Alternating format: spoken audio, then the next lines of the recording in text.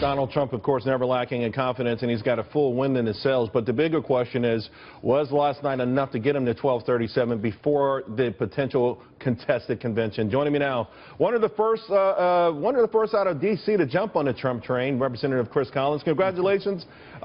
Your district delivered big time for Donald Trump last night, 67% of the vote. So obviously your constituents following your lead and Donald Trump's lead. What's the implications now, though, going forward from what happened last night?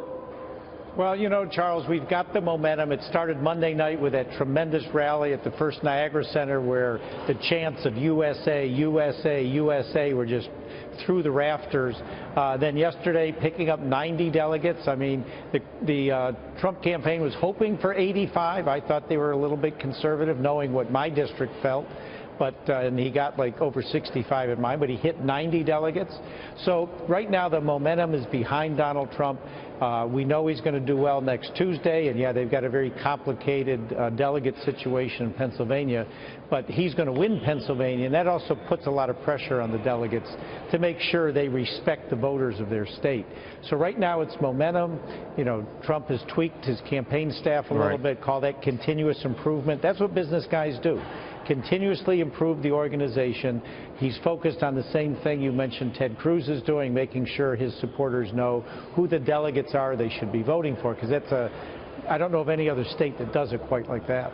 Yeah, and also there has been some confusion in some of these more recent gatherings, particularly the state conventions. But I wanted to say, no doubt Donald Trump, the 90 delegates, more than most people had modeled or guessed. However, a lot of the forecasters who had said if he can get to 1237 before the convention, that he had to get 90 to 95 in New York. Check, that's done. He was in Indiana today. I think that's going to be extremely important for him because it's sort of a question mark. How do you think he's going to do there? Well, it's going to be, I'll call it an uphill battle in Indiana, but, you know, he's got the inertia behind him. Winners win.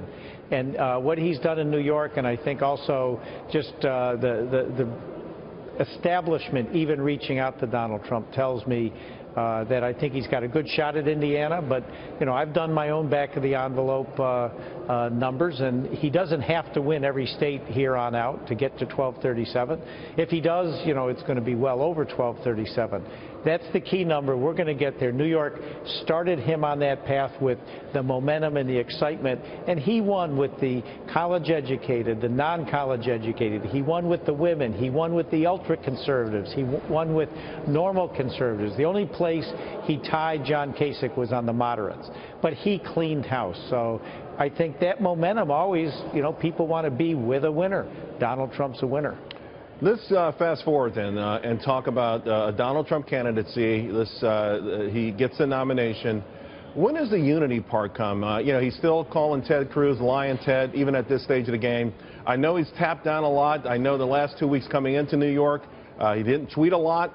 He didn't say a lot of things. He didn't put his foot in his mouth. But when does the unity part come? Once he's actually sealed the 1237 in the nomination, or could it even start before then?